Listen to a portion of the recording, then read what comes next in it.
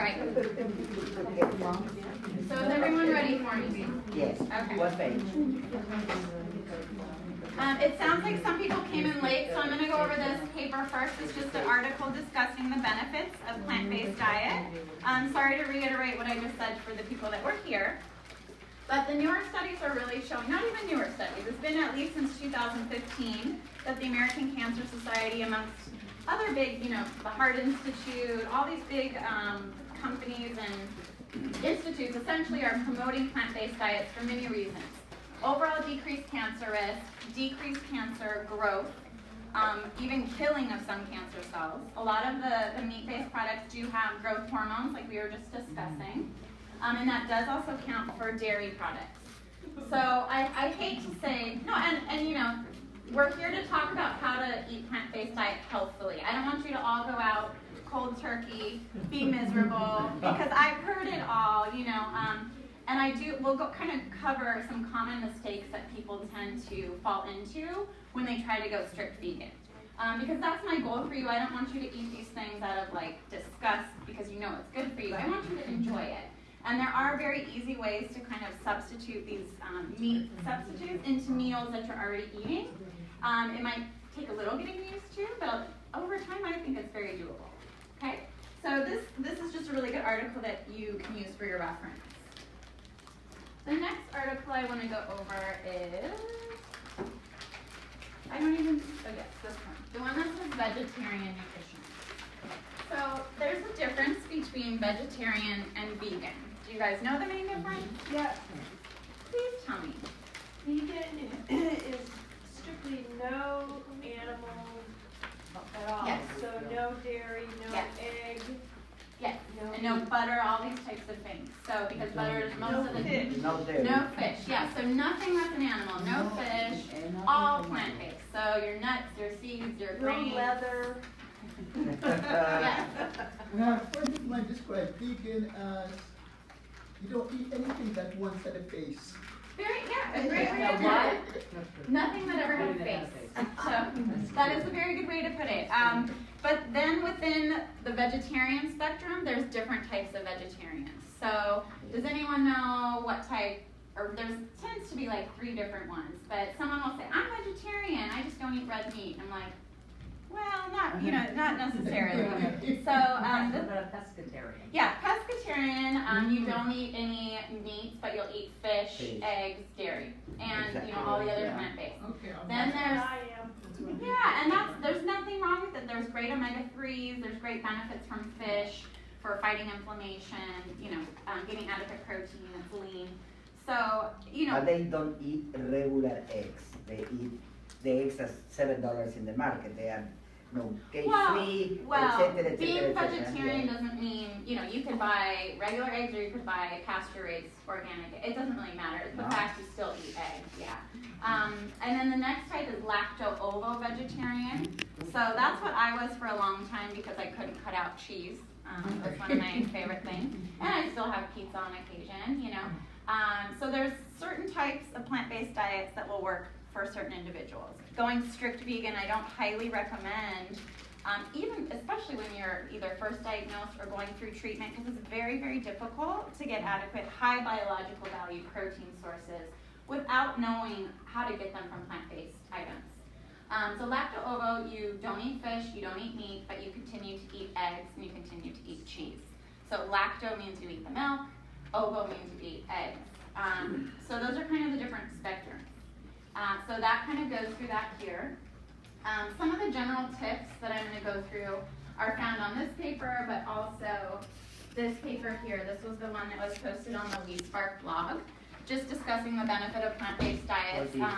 But kind of it was my 2 cents on the common mistakes that people tend to do, going vegan. I've had clients come into this office here saying, I'm following strict plant-based, I'm miserable, I don't know what to eat, I've lost 20 pounds, I have no energy. That's not the right way to go about it, okay? We want you to preserve your lean muscle mass, your strength, especially if you're going through treatment. And the reason is your body really craves protein throughout this whole course of treatment, and even with a cancer diagnosis.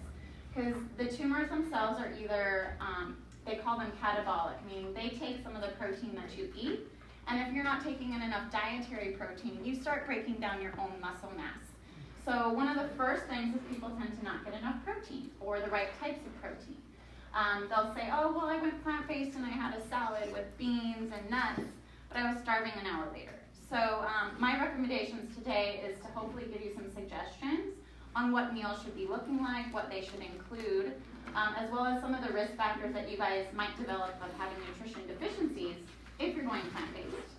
Because there are a lot of nutrients that we get from animal-based products that you might not know about, okay? So first off, what are plant-based proteins? What are some things that you guys know? Tofu. Tofu, so, and I don't know about all of you, but I've heard a lot of pushback with cancer patients with avoiding soy. Yeah. The only individual that I suggest being kind of, I don't want to say scared of soy, but to kind of consider about limiting it or avoiding it is breast cancer. If you have an estrogen-based or hormonal-based cancer, okay? And the reason is if you don't have that type, the phytoestrogens that are in soy products are actually shown to help fight breast cancer. So I know that kind of sounds like confusing, and there's this gray area of research, and there actually is. The research is really pointing to continuing to eat 1 to 2 servings of phytoestrogen-based foods, mostly soy, flaxseed, certain seeds have phytoestrogens, for the purpose of actually fighting that cancer risk. However, those that have hormonal-related breast cancers, because phytoestrogens, these flax seeds and soy, act like estrogen in the body, they're actually advised to kind of steer clear of it right now because there's still a gray area of research and they can't clearly say. Sorry, Yeah. I was told about, breast cancer, but maybe it shouldn't be breast cancer, but I looked it up. This blood work protocol, cottage cheese, flaxseed, and I'm getting quite a bit of flaxseed putting it on my fruit. I have. And I don't need to ask specifics, but you are metastatic breast. Hormonal related, Estrogen where you're on an positive. estrogen blocker. Yep. Yeah. So I would advise you to limit it. Oh. Yeah. And that's the thing is you hear all these different protocols, different treatments, different therapies, but they're not right for everyone. Maybe some other way. You definitely can, and we can go over that. How Okay. do you say the limit is flaxseed? If you have a hormonal related breast cancer. Otherwise, I think it's a very healthful food that everyone should include. Wait, I'm sorry, can you repeat that? So if you have a hormonal-related cancer, Breast cancer, where you're blocking specific, say, estrogen. There might be other hormone-related cancers, yeah. then you need to limit your flaxseed as well as the Soy, because it's a phytoestrogen as well. If I want to limit dairy, is there an advantage to lactose-free dairy, or is it the same thing? It depends. I mean, they take out, it would still have probably the growth hormone. So if you're trying to limit it for that, then I would say avoid dairy. But lactose is what milk sugar a lot of people are intolerant to. So if you're lactose intolerant, that's why they make these lactose-free milks. But it might still have the growth hormone. So. Excuse me, I have colon cancer, and I came here in my second session of chemotherapy with a nutritionist. Me? No. Oh no? Another So why lady, would a little okay. older than you. Okay. And was very nice, and she explained me I need to take from my life soy, corn, canola oil. So I guess the last person that was here wasn't certified dietitian. I don't know her history or anything, but that was a couple years ago at least, right? So Yes. the newer research is trending this way, As and much. this is everything that. No, because let me finish. Because she says as they have GMO, they are. If you buy organic soy, there's no GMOs. Okay. Yeah. Perfect. Yeah. I am. And looking at these veggie burgers while we're on that topic, there's so many veggie burgers out on the market. Really look for ones that have ingredients that you recognize. Real vegetables, if it says soy, it should be from soybean, not soy protein isolate. Because that's a modified version of soy, where it's, that they're actually linking to not be healthy when it comes to fighting breast cancer risk. Wait, say that again, which one? Just look for things that have whole food ingredients. So not this brand specifically, but this one's great because it says non-GMO. Anything that's organic is non-GMO. So Perfect. keep that in your head. So if you look at something that says non-GMO, it doesn't mean it's organic. There still could be added hormones. There still could be pesticides. GMO is a little bit different. So, but organic takes all that out of question. So just look for that label. I was told don't eat processed foods like that. Like, It's not processed though, really. I mean, it's mushroom, all the ingredients, they just press it together. Impressed. So in my opinion, like if you were to make it at home, it would look exactly the same. Yes. It's just that it's frozen. Yeah, so in my opinion, it's not processed. Processed It's is like things. homemade that's been done. Yes, process is when you're adding fillers or xanthan gum, gelin gum, things that are intended to extend the shelf life of a food product and or keep it stuck together. That would be processed. Okay. Dr. Prager is the same, no? There are different kind of these. Oh, there's many. Yeah, that's what I'm saying. Like, it's almost, it could take you an hour, like at Whole Foods yesterday. I mean, I've bought these year on end, like over and over, so I know what brands to kind of go to. Like Dr. Prager is another really good one. And Whole Foods has like 20 different versions of different Wow. ones. They have one that's just a green one. It's made all from greens and beans, so there's no soy. So if you're avoiding soy, it's very easy to go veggie burger. Yeah, because most of them are made from beans or vegetables.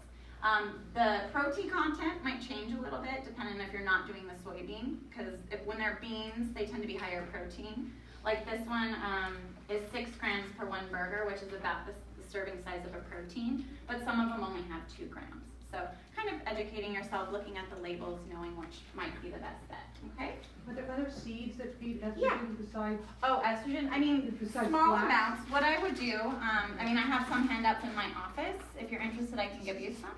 But also just look up phytoestrogen containing foods and just kind of know the list, the content, but it tends to be mostly concentrated in soy-based products as well as the flaxseed. Sesame seed, I think, has a little. Oil, I'm taking like flaxseed oil and fish oil and water. We can talk, because I know there's a lot of people, so if you guys have specific questions, I guess, cater to your diagnosis or what you're taking in, can we keep that for the end, and then we'll review, if it pertains to what we're covering at the moment. Yeah, it's covering. So flax oil, of course, will have those phytoestrogens. So if you have hormone-related breast cancer, I advise you to take decreased amounts or kind of avoid it.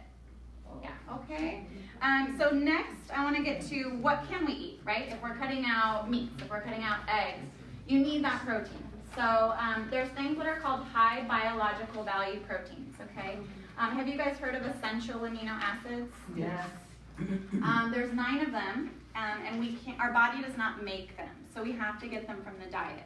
So it becomes important to know what foods are considered high biological value protein that contain these essential amino acids. Okay, most of them are listed on this list here.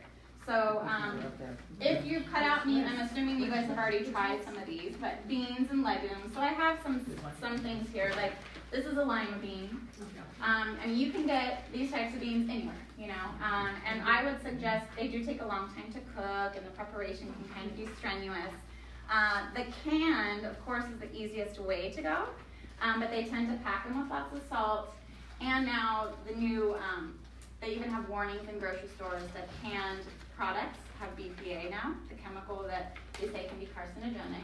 So it's like we can't get away from BPA, we can't get away from chemicals. So really the easiest way, if you want to avoid all those added chemicals, is buy it in bulk, buy it in, a bag, and then basically soak them overnight and follow the directions on the actual bag. What I would say is when you're doing it, since it takes so long, do it in advance, like in bulk, freeze it, and then you can just kind of use it when you cook. You can use it in soups, you can use it in stews, So that's my suggestion. This is a split green pea. This is a garbanzo bean. I don't know if you guys have ever tried baked crunchy garbanzo beans. It's like the most delicious snack I've ever had. You can toss it with a little olive oil and like turmeric and a little like seasonal like salt just for taste. Great snack. But also garbanzo beans are in hummus, so there's all these different varieties that you could get these essential amino acids and complete proteins. So if you hear complete protein, all that means is that it contains those essential 9 amino acids, okay? Mm-hmm. So the split peas, I love split pea soup. Yeah. And I get the organic Trader Joe's Uh-huh. split peas, is Mhm. that right? The soup that's already prepared. Yeah, just be cautious of the amount of salt that's in those types of soups. Really in a day, you should keep like your salt intake around 2.5 milligrams or so. That's just healthy recommendation for your heart. But if you have high blood pressure, you really have to be stringent on that recommendation. But I wouldn't be surprised if that 1 can of soup, if it's not low sodium or no added salt, it could have up to 1,200 milligrams of salt just in that one serving.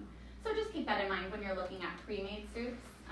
2.5 milligrams. It's 2.4, but I round up just to make it. A teaspoon. You know, technically the average American takes in 6,000 milligrams of salt Oh a my day.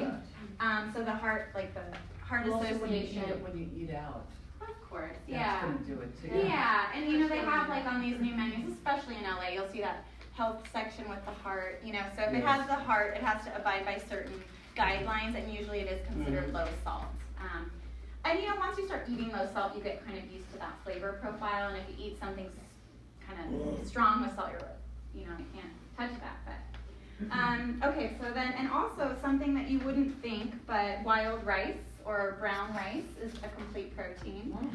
Per serving, it had 9 grams of protein, Wow.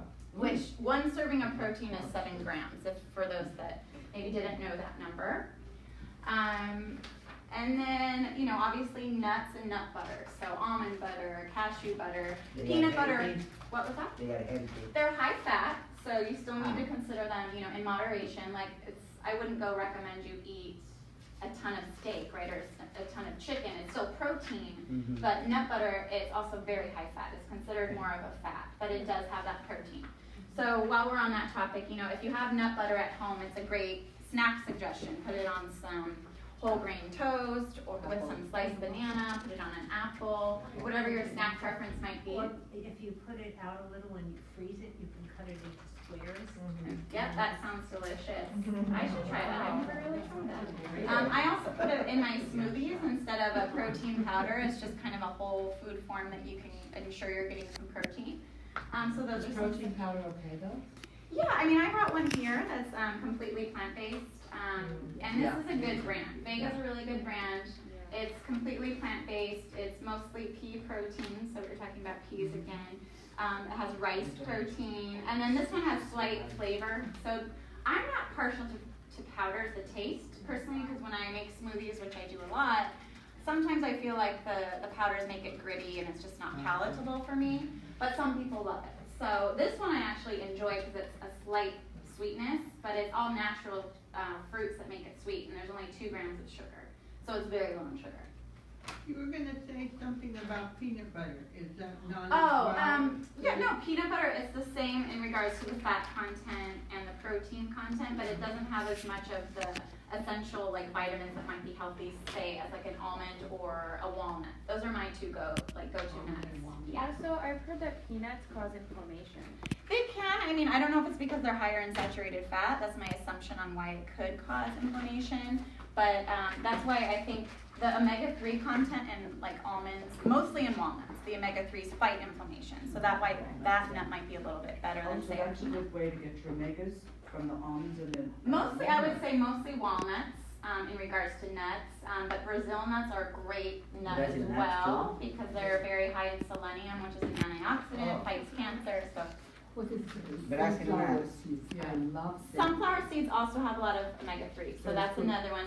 All these nut butters, again, are high fat. So just keep in conservative amounts. In a day, total fats, so that counts for oils with cooking, you know, peanut butters, any butter that you're using for those that need the added calories. You know, 2 to 4 tablespoons a day is really kind of, 4 being the maximum, is really the recommendation. You know, if you're like me, if I sat down with almond butter, I could eat half a jar, but it's not healthy. That's not healthy for you. Yes. Megan, you know, I got my shake recipe from you. Yeah. And been doing my fruits and you know, spinach and all that kind of stuff, and I throw in walnuts. Uh-huh. But and I think you and I talked about this. I then start about a half an hour to an hour later. I'm craving protein, and Yeah, I started adding this as well. I mean, it's not a smoothie's not intended to really be your full meal. Right. So if you crave protein, I mean, your body's telling you something, right? So what did you have for lunch? Did you not have a sufficient serving of protein? Are you eating plant-based? And maybe we can talk about making your meals more substantial. Because if you're, I eat like every 3 hours, 3 to 4 hours. I snack on these types of things, these nut bars, the nut butter, my tofu, you know, so I eat constantly because that's what my body tells me to do. Everybody's metabolism is different. but my body's gotten used to that, and I think I've been the same weight for, I don't know, 15 years. So, Wow. you know, it just depends what works for you. But yeah, I would think you need to maybe not necessarily up the protein in a smoothie, but maybe reassess, like, do you need to add a snack that has protein? Do you need to make your lunch more complete? Or trial addition of this, because 1 scoop has 15 grams of protein. So And that's 2 servings of protein just with the powder. if I was using that for the shake, would I do a whole scoop? I use a half because it's too much for me. Because I'm still putting walnuts and. Yeah, because if you did a half a scoop, that's still 1 serving of added protein in addition to the walnuts, and then you also have the greens in there, which will cover also have And protein. chia seeds I put in there. Great, great. You can replace for mineral oil What was that? to put in the salads instead of oil or all this kind of nuts. You can use mineral oil. I mean, I wouldn't think it tastes good, but I don't know if you've tried Don't it. taste nothing. But is there a reason why you wouldn't use olive oil or avocado oil or? I don't count calories. With the mineral oil is like nothing. Don't taste nothing, but gives the unctuosity to the. Yeah, if you're trying to cut total calories for weight loss, then maybe that's beneficial. But I would think the oil, the calories is 0. That would be surprising to me. Yes, it's like a Vaseline liquid. It's Yeah, but I would still think it has the same calorie content as any No. other oil. No? no. I mean, I know it's laxative. But I don't know exactly. I don't know if it's Maybe that's why healthy. you don't absorb it because Yes. it's a laxative. This is, I don't know if it's healthy or not. This is the. Yeah, I the don't think question. it's, my only concern with if you're taking it and you notice a change in your bowel habits where it's like causing, Okay. you know, then maybe you're risking absorbing the Yes. other food, Yes. and then your nutrient intake might be less or Okay. compromised. Thank you. How about like coconut oil? Coconut oil, look at it as the same as you would any other oil. I think there's kind of been a fad of like the health benefits of coconut oil, and people are eating it in everything, and they're not realizing you're still getting a lot of saturated fat, you're still getting a lot of calories. So, and even newer research said that it's not all hyped up like, you know, they intended. But I think it's a great oil. It tastes great when you cook. It's a good high heat cooking oil. So just use it as you would any other healthy oil, in my opinion. And whole avocados are okay. Yeah, so we're gonna get into all kind of the suggestions, because I don't, Thank you. I mean, we're good on time, but if you have specific questions too, we can always cover them again. Yeah, I just want to ask you 2 Yeah. questions. One was the nuts and everything is high in the omega 3s. Yeah. Then I was also reading that these things are high in omega 6s, which are inflammatory, and I'm like, do you have anything? Yeah, you but can it's add? more the ratio of omega-3 and omega-6 Right. that you really have to work, look at. And the foods that I'm recommending have that equal balance, and they tend to convert in the body higher to an omega-3 content. So the nuts are okay. You can't like really eat. Our Too many. diets are excess in omega-6. That's why, especially if you're taking a supplement, make sure it has no omega-6 because you don't need added omega-6. Okay. But these foods have a ratio that are more partial to omega-3 Omega-3 versus than omega-6. Yes, and and the they other- combat inflammation. The other question was lectins, and beans and stuff like that. And they were saying it's really. I was reading this. I don't know how true, but that you have to be really careful if you're sprouting them yourself. If you're soaking them yourself, because literally people can OD on the lectins. People get sick, especially if they have sensitivities. Well, I mean, I understand what you're saying, but I think what you're reading maybe has also along the line of if somebody reads something's healthy for you, they overdo it. You know, like a portion of beans, for example, how much are you going to eat? If you're sprouting them, which is great, I highly recommend that if you have the time. It kind of takes a lot of time.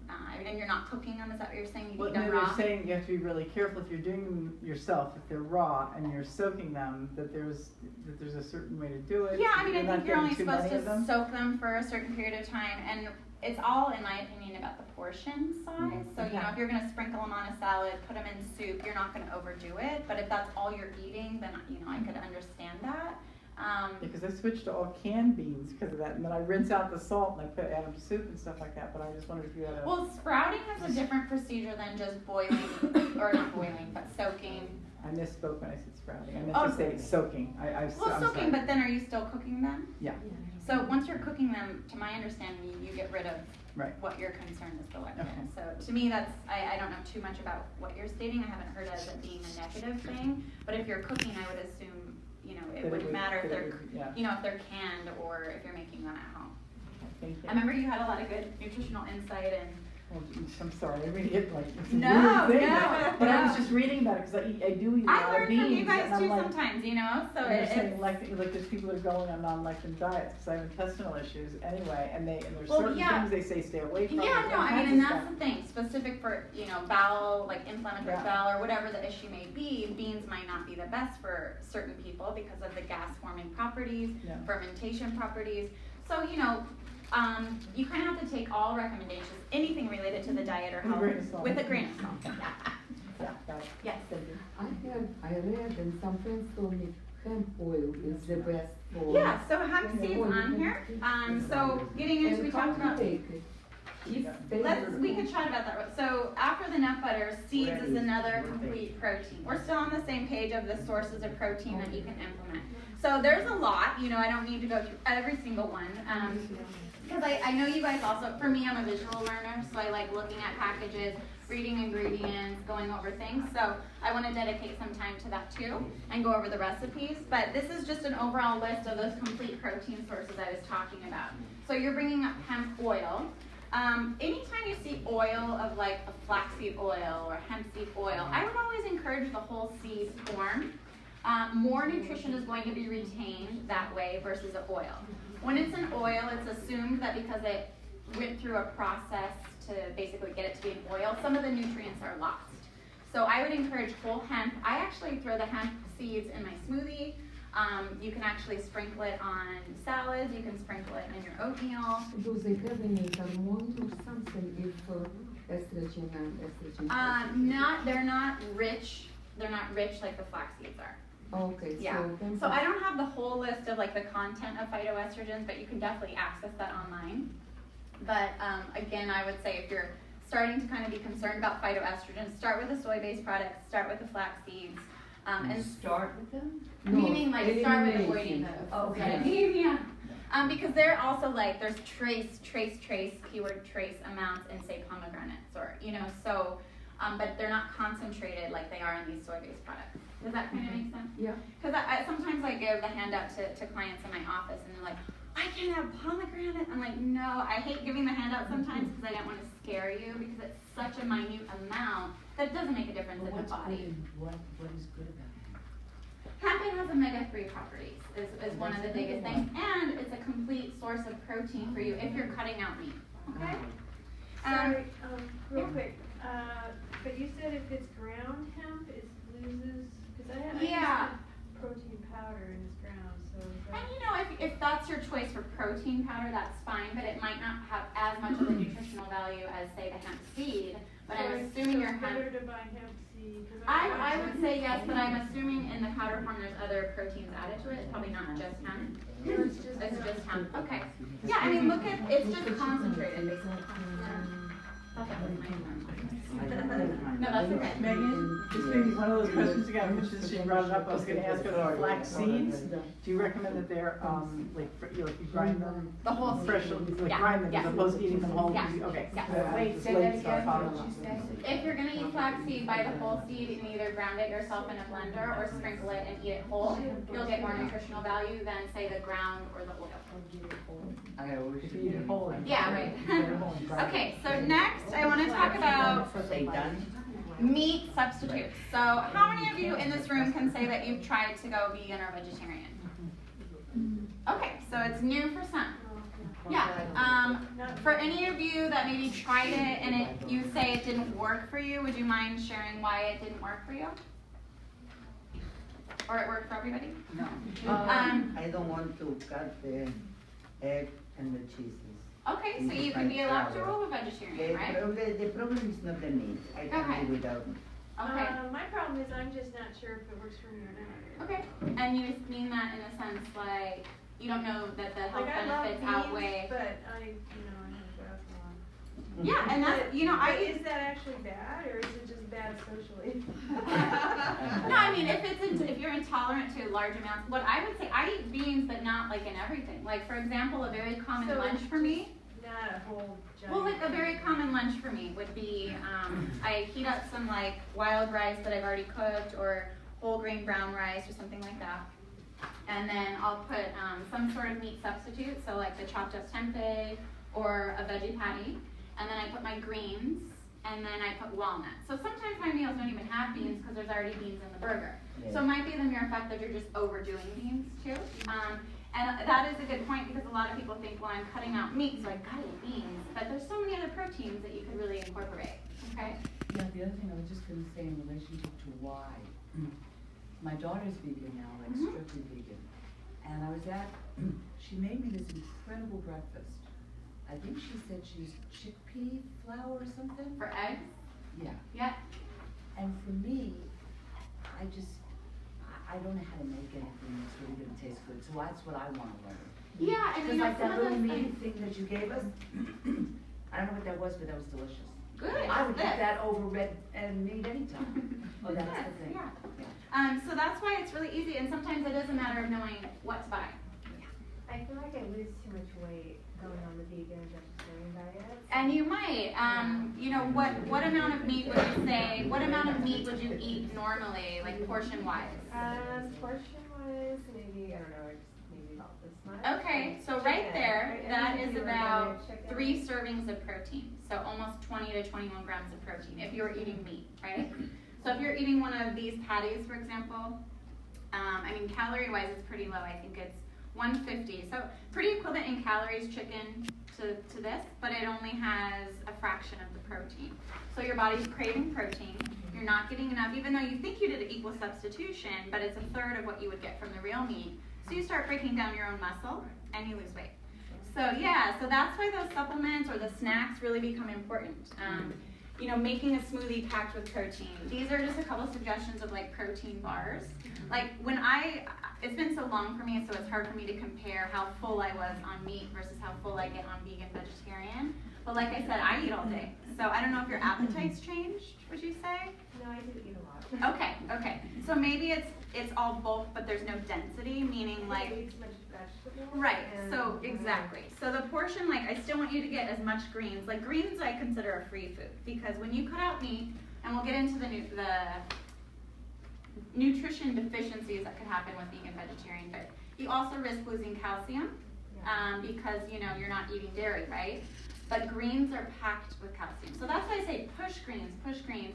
And it might make you full for say an hour or so, but you need the beans, the nuts, and the protein substitute added to that. The beans have calcium. They do. And I have a calcium list, I have an iron list, so, but in regards to the weight loss fact, it's, you know, you definitely need adequate protein, but you are gonna eat probably less calories too because a serving of vegetables is only 35 calories. So add the dressings, olive oil based, healthy fats, avocado to not every meal, but you know, a little bit here and there. The nuts, the seeds, they're all pretty high in calories because they're healthy forms of fats. Okay. My daughter told me that she kept saying, "Mom, there's so much protein in greens." In greens, yeah. So we can go. I want to show you guys the comparison list. So we'll go over that. You might be surprised.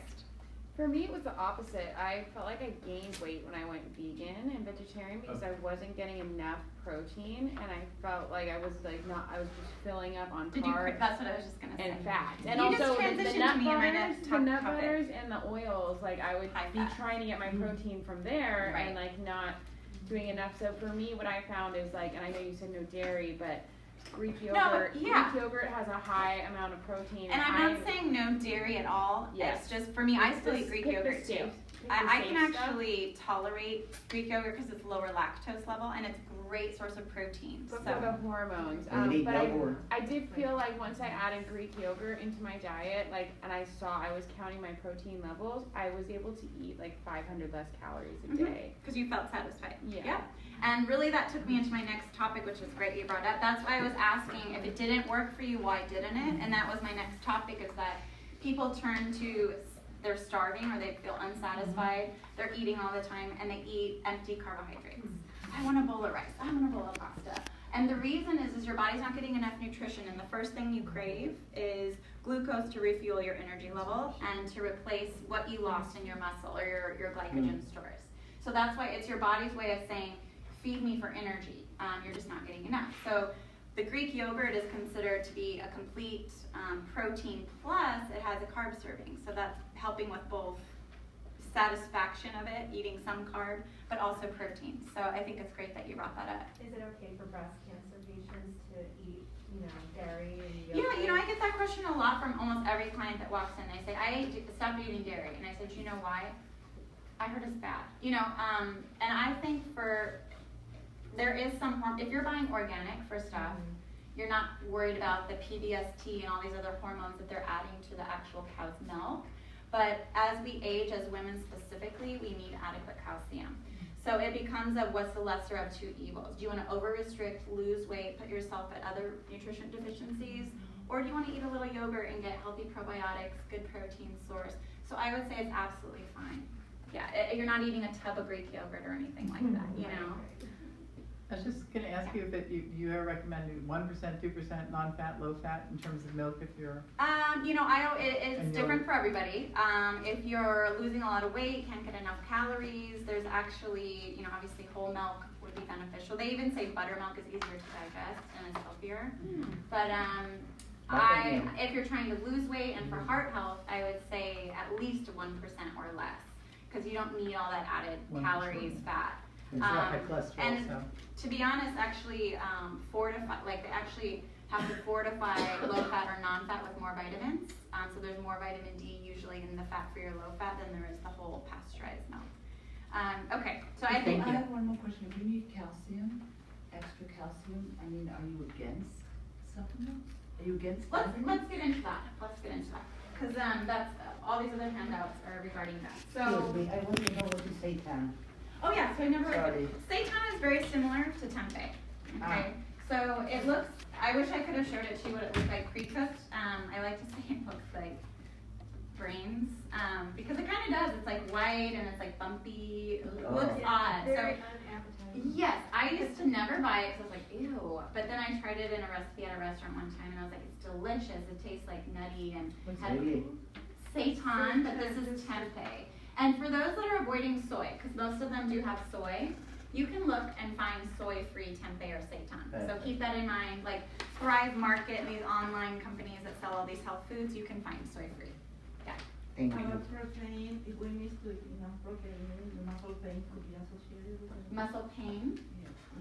I don't necessarily, maybe that's a question for the physician. I don't know if there's something else going on. If you're cramping or things like that, you might be dehydrated, or I don't think it's necessarily you feel your muscle breaking down, but I could be wrong. I'm not 100% on that. So the rest of that list, there are some sources of other protein, but the next handout I want to go to is this one where it states all the different vitamins. And the reason why I gave you this, because if you're really considering going strict vegan or even vegetarian, you are running the risk of certain nutrition deficiencies. It might take a very long time for you to develop a deficiency, and it might go unnoticed for a very long time. I like to use the example of a patient I had that was in her mid-20s. She was admitted to the hospital with confusion, altered mental status. Nothing was wrong with her except she had been eating vegan for, say, I think it was like 6 months, and she developed a severe B12 deficiency. So it's those things that it's like I don't ever know if I've had it. Like I'm not the best with supplements because I would rather get nutrition from whole food farms. But there are supplements that vegans and vegetarians actually might have to consider to take to prevent these deficiencies. So there's days where I'm at work and I'm like, I just cannot focus today, or I just feel like out of it. And I really have attributed that, to be honest, at my risk for being B12 deficient. I used to be better about taking it, but I bought this again recently. This is just the B12. So, and I brought this one specifically because I wanted to get you guys to see, like, if you're cutting out meat entirely, I want you to consider taking a supplement that's sublingual. Sublingual means you put it under your tongue, you let it dissolve, because it needs to be a delayed absorption. If you took a whole capsule, you're only going to absorb a fraction. The best way to get B12, however, is injections like once a month or once every few months, because that's intramuscular, it's directly absorbed. How many micrograms is that? Well, this one is 1,000, so it is way, way, way, way, way over your daily need. But all supplements are like that, so it's hard to. I just do want to share that I just went to a neurologist this week. I now have neuropathy in my feet. Okay. And she said she does this, and she recommends 5,000 micrograms a day. For neuropathy or everyone? Everyone. Just putting that out. Yeah, no, and that's the thing, I only go off of what the daily recommended intakes are, only because there's such things as tolerable upper level of vitamins. So if your neurologist is saying that, then obviously abide by. But for neuropathy, I would think it would be more important, the higher dose. She said she just does it herself too, on a daily basis. Yeah, and to each his own, you know, And to like do it I do it in the morning because it gives you so much energy, you would not sleep if you took it at night. that I highly agree with that, because if I forget and I take it at night, I notice I'm kind of like wired and I have really weird dreams. It And does stuff. sound like a lot. I was gonna start it Yeah, lower. I mean, to see how this much- one is like 16,000% of your daily. Is it water soluble? In other words, can you OD on it or no? Where's the paper? Because there's a tolerable upper level. This paper here doesn't have B12. This does not have B12. I'd have to look at the upper limit of it because I don't have that with me on here. But that would be good to know. Yeah, okay. So on the line of vitamins, that's one that I would suggest. Another one we already kind of talked about was calcium and vitamin D. So if you're giving up milk and dairy, I want you to know that you can highly get adequate calcium from greens. So there's a calcium list here. A lot of it's not specific to plant-based, okay? So I want you just to use it as a comparison measure of, oh, this is how much you get from dairy, but look how much you can get from greens, okay? So just by going through it, a lot of whole grains are fortified with calcium. So if you're eating whole grain bread, whole grain cereal, you're gonna get sources of calcium. So in a day, you really need 1,000 to 1,200 milligrams. So if you look here, alone, like you could have one cereal that's up to 600 milligrams. So use this as a reference when you go grocery shopping. If you're cutting out meat, just make sure you're getting sources that have adequate calcium, okay? And vitamin D really is very hard to get in the diet. You know, we live in California, we get it from the sun, but they keep upping the recommended amount that we should be taking. It used to be 800, now it's 1,000, and I wouldn't be surprised if they keep increasing that number. Yeah. Especially with people cutting out meats, and cutting out things like eggs, salmon. These are all things that are liver, they're all fortified or very rich in vitamin D. So that's why a lot of people are on calcium with vitamin D3 supplements. Yeah, my oncologist did say, she may be wrong, because she put me on a, because I have in my metastatic breast cancer in my bones anyway, but she said that there is a correlation, supposedly they're finding one, between levels of vitamin D and liver.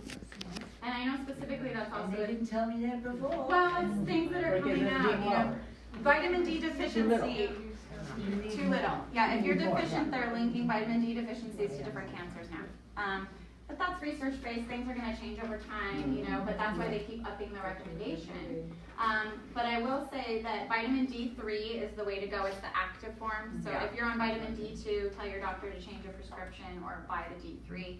It's not the absorbable form. You just need to get checked for a test. Exactly, and the level is vitamin D, it's hydroxy, if you're interested in what to ask for to check. Do you know what the blood levels really that are supposed to be now? Because there's such a big.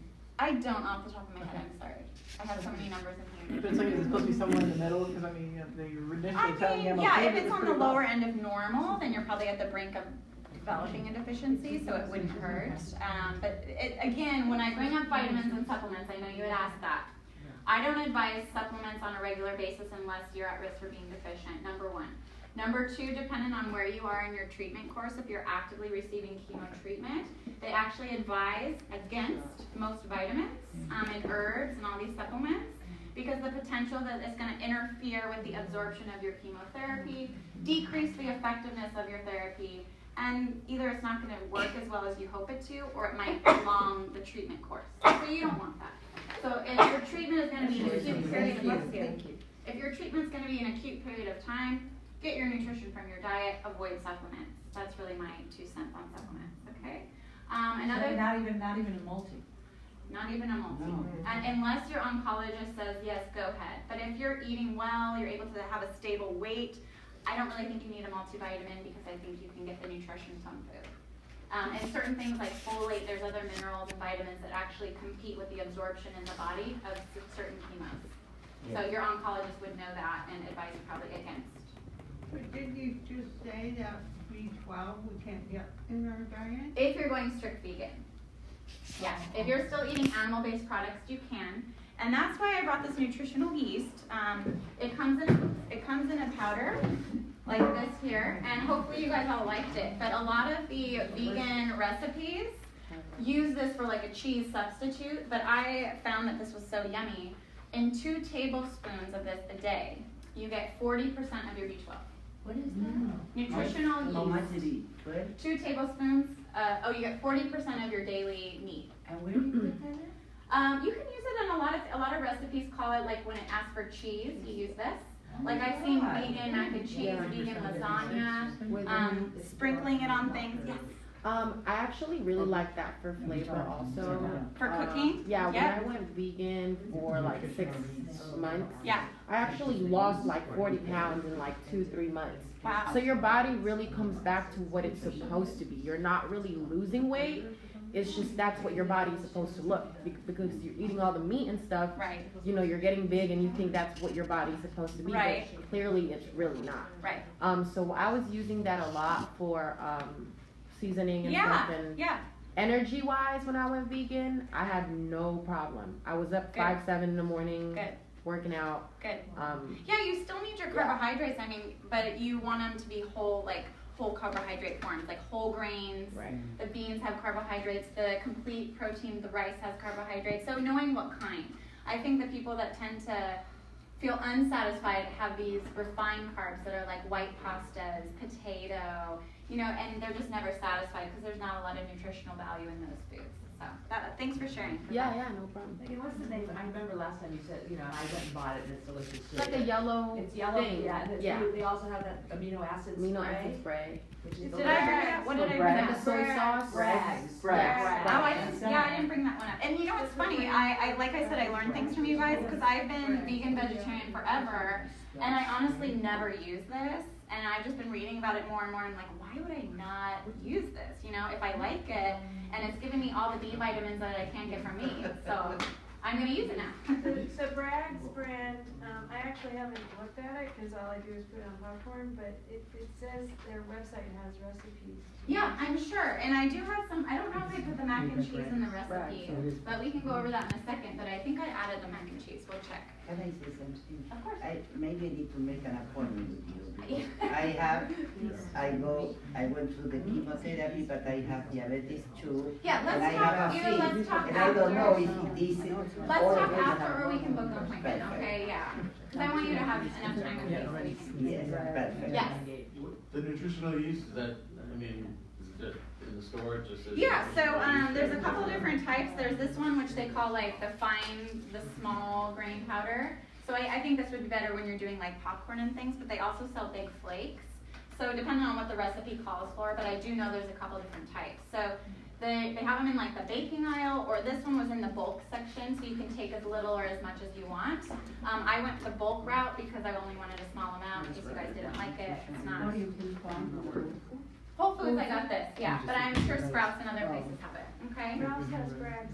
Perfect. There you go.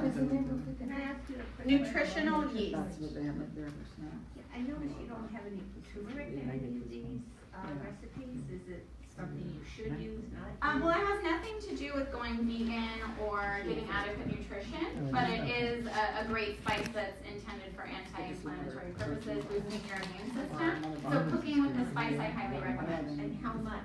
There's probably benefit in that. Well, to palatable reason. I mean, you know, does that make sense? Okay. So real quickly, the rest of this paper, I mean, we can leave the last like 15, 20 minutes for questions, but I just want to cover the rest of the handouts real quick. But you guys were talking about omega-3s. So mainly from the diet, you get, fish is very potent in omega-3s, right? The fatty fish, salmon, trout, sardines, herring, all this. If you're cutting out fish, definitely you can get it from a lot of plant-based sources. So any vegetable oil, walnuts, we did talk about the flax seeds, soybean are a great source. As well as avocados are another great source. What I will say is the research that's coming out, they found that the benefits of the plant-based diet mainly are centered around the alpha-linoleic acids, which are found in the plant-based avocados, walnuts, as well as the plant-based proteins because of the hormones you're not taking that in. So that was my 2 cents there. Yes, ma'am. Okay, I love seafood, and I was reading an article recently, and they said to avoid the larger fishes, Because those fish tend to build up mercury and stay with the smaller. Yeah, they eat the smaller fish that are bottom feeders a lot of the time, and they tend to have more mercury. So mercury in general, I mean, there are some, yeah, there's some fish that have higher mercury levels, but they say once or twice a week, those types of fish are fine in small quantities. So, yeah. I know my sister-in-law, she developed somehow, they don't know why, but high levels of mercury in her blood. She used to eat fresh sushi, you know, ahi, like, and she can't have seafood anymore, she's dying. Okay, so iron and zinc I want to cover real quickly. A lot of, you know, iron and zinc you get from animal products. The recommended daily intake of iron is 18 milligrams, but I want you to know if you're going strict vegan or, you know, not taking in any animal-based products, 32 milligrams is actually the recommendation for iron. Iron is what you need for energy. You know, it carries our oxygen, basically. So if you have low levels of iron, you're going to have low levels of oxygen, you're going to feel more fatigued. So iron is very important. If you're anemic or any of you have been anemic, your levels of iron are likely low. That can be from disease, it could also be from inadequate dietary intake of iron. So the reason why it goes from 18 to 32 milligrams is because plant-based sources of iron aren't absorbed as readily as meat-based. So just keep that in mind. Because most iron supplements, if you are going to go that route, I think only have 18 milligrams, okay? And I did also have an iron list here, foods high in iron. So use that as a reference. A lot of them you'll find they're not even meats. They're mostly greens and plant-based, so kind of. And a lot of the medications are on lowers our iron. Yeah, yeah. Good point. And then, yeah. This is like polenta, no? Is it true with a lot, like, with calcium, this was from years ago when I was pregnant, whatever, you absorb better if it's like from broccoli as opposed to a supplement or something else. You actually, but it's more assimilated. More assimilated, more assimilated in the body. Yes, if you get it from, and that goes true for any supplements. They're more recognizable in whole food form. Your body denatures most of the vitamins because our stomach is such an acidic environment. So any capsule you take, you know, it's gonna be denatured to the point where you're probably only absorbing a certain percentage. Most of the capsules are made. Also, keep in mind if you are taking supplements and you're out of treatment and you want to take supplements because you're eating vegan or vegetarian, you also might want to look for vegetarian-based supplements. A lot of them, they have gelatin, which are made from pork, or there's so many other, they add dairy to a lot of them for some reason. So keep that in mind if you really want to go strict. Vegetarian-based supplements, yeah. I guess but you need actually less calcium than if you're eating the whole, you know, the whole. It's just less for iron it's less recognizable, it's less absorbed. But calcium, yeah, if you're eating adequate calcium from the diet, you don't even need a supplement. Right, but if you're not, in other words, you don't have to eat 1,000 milligrams if you're eating it from the vegetables you're eating, as opposed to if you're taking a supplement, you take 1,000 milligrams. Yeah, you're more likely to get more if you're eating the food form versus a supplement. Like you might only get, say, half the, so you really only need maybe 5, that's what I was trying to get at. I just wasn't in the dietary form you need the 1,000 to 1,200, yeah. Because it's not like you eat it and it multiplies, you know what I'm saying? But if you took a supplement and you actually ate it, you're probably only getting, say, 500 micrograms. Does that make sense? Yeah, it does. Okay. And then lastly, iodine, which a lot of you, I don't know if some of you might avoid if you have thyroid issues but it does help regulate your metabolism. So just keep in mind, like, salt isn't something you should be adding to a lot of things. But I add very little to my avocado toast, and then like if I have some sort of soup or something, like I do the grinder because it's a lot better than shaking it because more is going to come out. But you do need slight amount of salt if you're going to go vegan as well because you need that iodine in your diet. Okay? Here it says 1/4 of a teaspoon, it's nothing. Yeah, that's really all you need, exactly. And people, you know, I see people at restaurants going like this for 5 minutes, and I'm like, oh my goodness. And so for your reference too on the recommended daily values, I just wanted to point out, like, it's pretty much the vitamin D, calcium, and iron that you have to focus on, but I wanted to give you the levels of what you should be looking for if you were to go buy a supplement if you feel you need it. But the vitamin A and the vitamin C and the folate, if you're going vegan and eating a lot of greens and nuts and things like that, and the beans, you'll be fine. Because they're really all, most fruits and vegetables are very rich in vitamin A and vitamin C. fruits and vegetables, that's really why the Cancer Society is pushing plant-based diets as well, because of the fact they're so rich in the antioxidants that are gonna help fight cancer, okay? Yeah? You said you were gonna talk about the popcorn that you made? I thought I did I not? No, Oh, maybe you can, okay. Did you put in, was there something? It's air popped, so it's air popped popcorn. Right. Did you say you put avocado oil in it? Yeah, so just to kind of have the yeast stick onto it. That's the only reason. How much avocado oil? I drizzled. I mean, it's to your liking, but this was for everybody. But if I just did my own portion, I'd probably just do 1 tablespoon. Yeah. And then lastly, okay, so we did that. I think we've covered everything except for, there is one other handout. It's just general recommendations if you want to try to go vegan. And there's some breakfast, lunch, dinner, snack options that are all vegetarian, just for your reference. And then the last one I wanted to show you guys, this is a brand that I buy very often, Dr. Prager's, it's the Veggie Burger. This one was the kale, so it's mostly greens, but it's organic, non-GMO, gluten-free, soy-free, blah, blah, blah. So if you're avoiding all those things, there are options out there for you.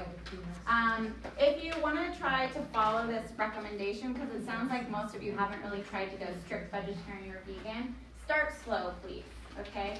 Don't feel the need to go complete, all or nothing, because I think that's, the continuity of it isn't going to be as realistic for you.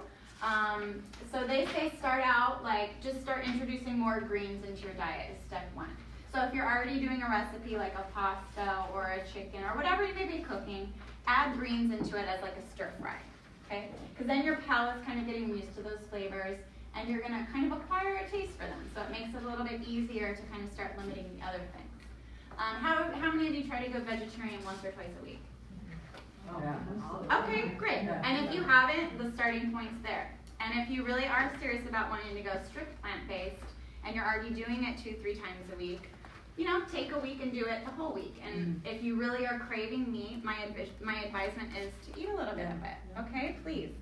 Because otherwise, if you feel that you're not eating it, you're going to turn to something that's going to try to satisfy your craving, like bread or, pastas. And it's just not going to be... 3 hours, you don't feel the necessity. Yeah, I mean, obviously keep your if you're going to be eating that frequently, cut down your portions, but push protein.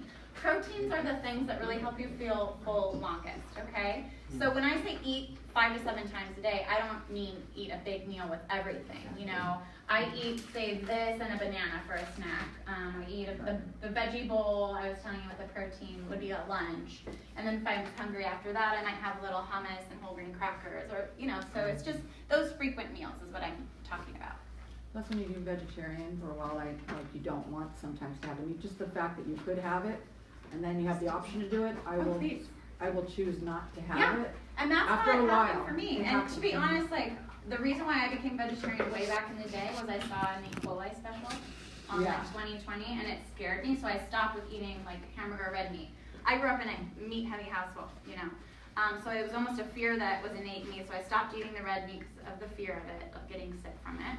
And then gradually the texture, I'm not an animal rights pro-activist or anything like that, but back 15 years ago, they didn't say that plant-based diets had this connection with decreased disease. But now that I'm in my career, I work with clients and patients, I definitely abide by following this. Part of it is because I don't want to eat animals, because I love them so much. And I wish that I could just do it completely. But like I said, it takes also a lot of time to prepare this so I get enough protein. And it'll become kind of a routine for you. For me, I feel like it's quick and easy, and I do things very quick and easy now because I have a kid. So, these pastas, for example, at Trader Joe's they have, and I use that as a reference because I go there all the time, but they have this everywhere.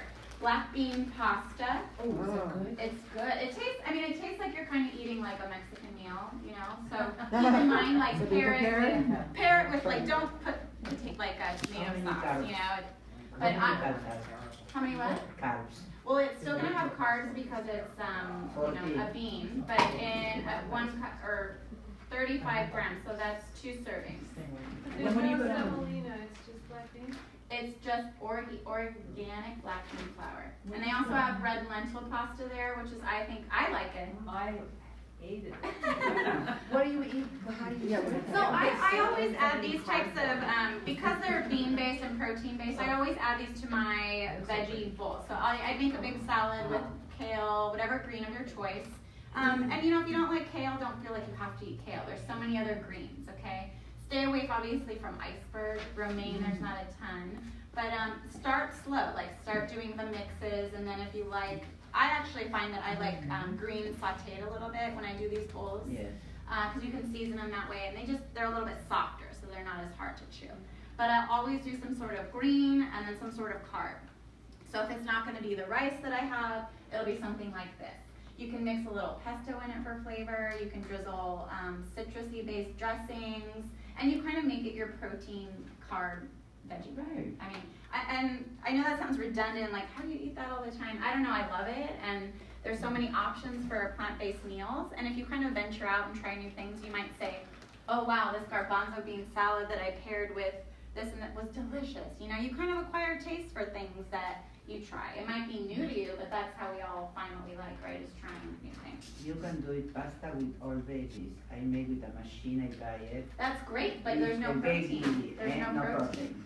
If you're using whole grain flour for the pasta, there might be a little, but you might still feel hungry. But I put always, I don't like too much the tofu, but I buy one as is like brown and like constricted. I don't know what they do. Tofu, I think a lot of people when they first start think, oh, I need to start with tofu because that's what I know is vegetarian. A lot of people don't like it. I found one brand that I love, again at Trader Joe's, that's it's organic and it's already baked, and all you have to do, and it's seasoned. Exactly. You just chop it up. So I throw it's delicious. And if you like it, great. If you don't like it, I find that these types of things that come unseasoned, uncooked, unflavored, you season it to how you like it. Like the other day, I posted on the blog for weSPARK, or on Instagram or something, but it was veggie spiral pasta with vegetables, and I made a tempeh pasta sauce. So when you're eating it, you're like, oh, this is kind of like texture of chicken. Because sometimes you need that mental, like, oh, I'm eating something chewy like meat. Because you need to feel that satisfaction to trick your mind almost that you're satisfied. So that's why the chickpea thing was so great. I was like, what am I Yeah, they do have like chickpea flour, like egg substitutes. I saw that again at Trader Joe's. It's pretty easy. They have stuff like this powder that you can add to it to make it taste like eggs, but if it's more just for texture, that flour you just scramble with a little water, I think. So. You can put the liquid from the Exactly. The liquid from the garbanzo. Make it into like the paste and put like some olive oil and then bake it, and you take a slice of the chickpeas.